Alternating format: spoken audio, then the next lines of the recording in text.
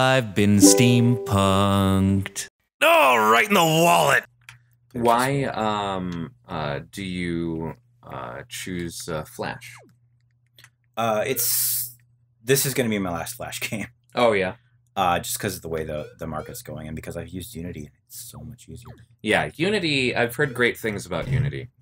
Yeah, I'm using Unity at Creative Kingdoms, and I really do.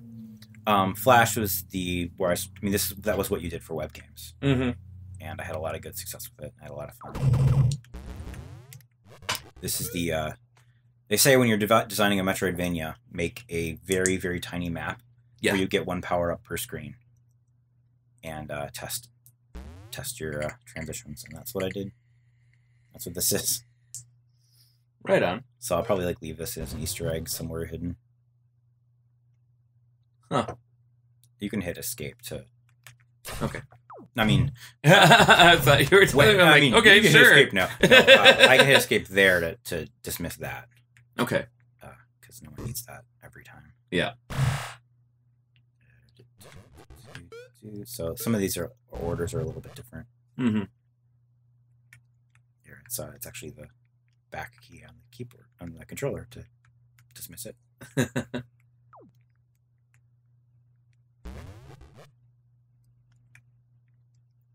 So, I know, you've been working long and hard on this. Do you already have ideas in play as to what your next foray is going to be, or? I don't have ideas for what my next foray is going to be, but I've, for years, just constantly been having game ideas. I have design docs for more games than I'll ever have a chance to finish or start even. So. Well, that's a good problem to have. Yeah, it is. And one of the cool things is keep restarting this. Let's play some asteroids. Oh, I have to actually turn on. You'd think that I would have set it up to. Let's just turn everything on. Some of my game ideas, when I end up working somewhere else, like a different dev studio, I could bring those in. It's I have some ideas from this that will fit with this thing. Sure.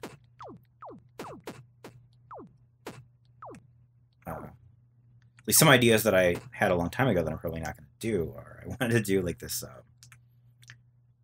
using the DDR mat to dance in certain patterns to cast spells to fight off hordes of invading outposts. So sort of a tower defense DDR combination. Sure. But with it was freestyle. So instead of telling you what to do, you'd learn certain spells and then do them. I could see that working in sort of a Magica kind of way. Yeah. Where it's you have that these different elements that you combine in different ways, and the way that you call upon them is with a DDR pad. That's exactly what it is. Yeah. That's awesome. A 10-element system. Yeah. Earth, air, fire, water, ice, plants, lightning, metal, light, and dark. I kind of want to do. I do a Star Fox-esque game, except for you're a wizard and you're flying through. You're a wizard or a witch or a bunch of different avatars you can choose from, and you're flying through prog rock covers. So just insanely nonsensical, trippy stuff's happening, but you're essentially in a rail shooter in space. That's awesome. That actually reminds me. I just saw. And I can't remember the name of the game, but it intrigued me. There's a Let's Player named Nerdcubed, and he had remarked, "Oh, no one. Why hasn't anyone made a musical game like a game musical? Where not necessarily rock band musical or game, but a game musical." Okay. And apparently his fans recommended to him a game that looked seriously cool. That is a rock opera. Okay. And so, all of your directions are sung to you, and it's fairly epic seeming. It looks really neat. I wish I can't remember the name of it off the top of my head. It'll pop up as an annotation right now. Yeah, yeah. I watch YouTube. I know how this works. Yep, right? pretty much. once I have time to do my research, it'll show up. Yeah. You know, I really wish annotations worked on mobile. Oh, annotations don't show up on mobile? Mm-mm. That's annoying. And like, so click this link for the next video. Nope, doesn't show up. And you know, YouTube's great at like, oh, I'm gonna play all of your videos in reverse order. That's useful. Yeah, yeah. That's useful. Its YouTube algorithms don't always find the next, even if they're obviously labeled. Here's part 2. Yeah. Not always great at that. Oh, I flew into a second asteroid field. That's the way I'm doing it on purpose. I'm just like playing asteroids now while we talk because I've shown everything off. Yeah. We can play Chronotron. I have. Yeah. Let's fire up Chronotron and take a look at that as well. Okay. So we'll pause here and go back and do that. And we'll be right back. Edit. Cut. Here is Chronotron. This was, as you said, PAX 10. Mm-hmm. Not to be confused with PAX 2010. Right. It was the PAX 10. As I have confused many times.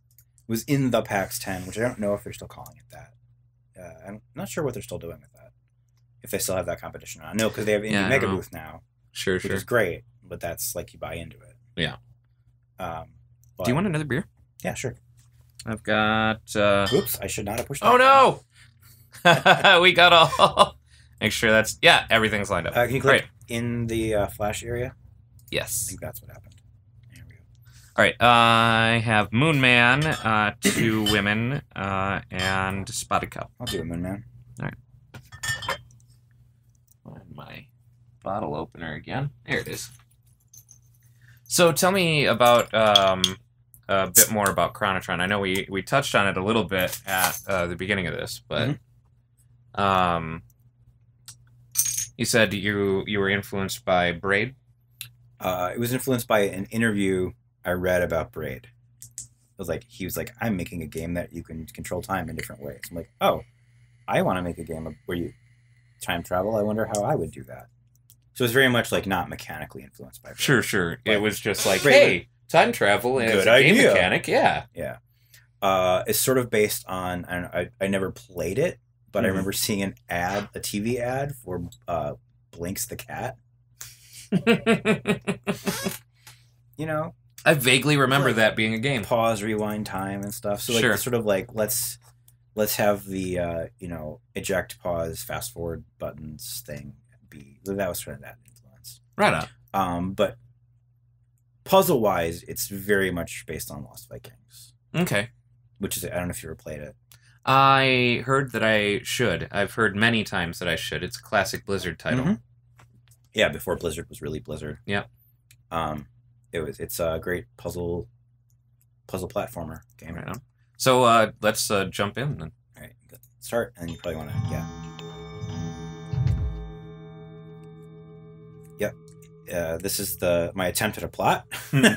Your time pod has sustained heavy damage. Time Most pod. circuits have been disabled. You are currently locked in loop mode. Luckily, you are landing in a time and place near one of your missing time circuits. That is lucky. Yeah.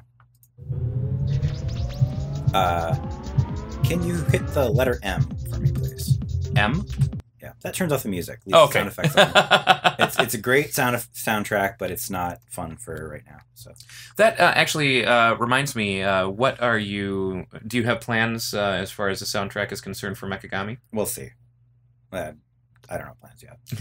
I've had people come to me like, "Yeah, I want to do music for K," and I'm like, "I would need to pay you, so it depends on what I can do." Okay, so this is like the tutorial. It tells you how to play the game. Mm-hmm. I am going to reset the level quick. So it's very much. Okay, so the premise of the game is that everything you do is recorded. When you go back in time, a copy of you is you from the past, from your past self. It's your past self. Sure. And it does exactly what you did, unless, there's weird bugs in the game, which there are sometimes.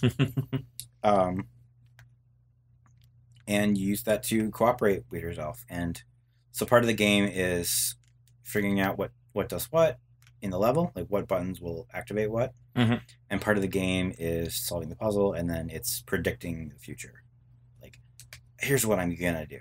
Yeah. In the future, this is the level that a lot of people play on YouTube. That makes me really feel bad as a designer because what they'll do is they'll stand on this button for a long time and they'll go back in time. They'll stand on the next one, and so they'll have 3 guys leaving a big thing. So the way this level was intended to be beaten is to predict what you're going to do in the future and Right. open So the do door. the first one first, and then the second one, Yeah, and then the so- third one. So then your next only second iteration, Yeah, will just walk right through. and then you have to let yourself back out. Ah. So Oh, that's right, because you have to get back to your time pod. one of the games that or one of the websites that licensed this wanted to implement special badges. They paid extra for implementation of special badges. So I was finally able to like say, you get a special badge if you do this one with only 2 robots. And I want the game to be like solvable in a lot of different ways. But Sure. I mean, this was like one of the main criticisms about this game that I really agree with was that there's a lot of sitting around and waiting that isn't that much fun. And that's definitely happens when you play this level wrong. Yeah. Here's a jump on guys' heads, but only if they're holding boxes. Because you see what happens if Yep. you make it so you could jump on a guy's head all the time. It screws everything up. Mm-hmm. This speaking of bugs in this game was ripped off by someone, like a Chinese developer. Really? They decompiled the game and changed the art assets Really? and made new levels. Did not change the sound effects and did not change the music. Well, maybe they changed the music, but not the sound effects. Some of the exact same like death screens and stuff. It's not like someone stole my idea, which is fine. You can't copyright ideas in video games. Like you can't copyright game mechanics. It's just not how that works. Which is good because then people can make quote unquote clones that are better. But whatever. Yeah. No, but you cannot take someone's game and decompile Yeah, it. no. So, but one thing I did notice about here's so you can demonstrate a paradox. Okay. Trapping a past self in this pit to see a paradox happen.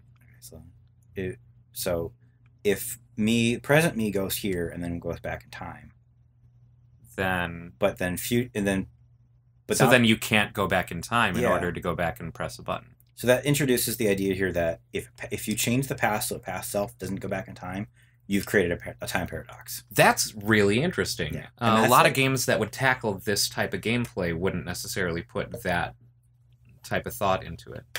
So Yeah. I've seen this kind of mechanic of the multiples, working, Mhm. for one kind of thing. Yeah. And that I've never seen that kind of failure condition. Yes, that is like the main. You can also get blown up by getting squashed by something, but in general, like that's the main failure mechanic in the game. And yeah, that is the thing that I feel is definitely different from all of the other games. This might be kind of like. I just got you a badge too, by the way. Oh, hey, thanks. Kind of like a badge. Paradox Schmaradox.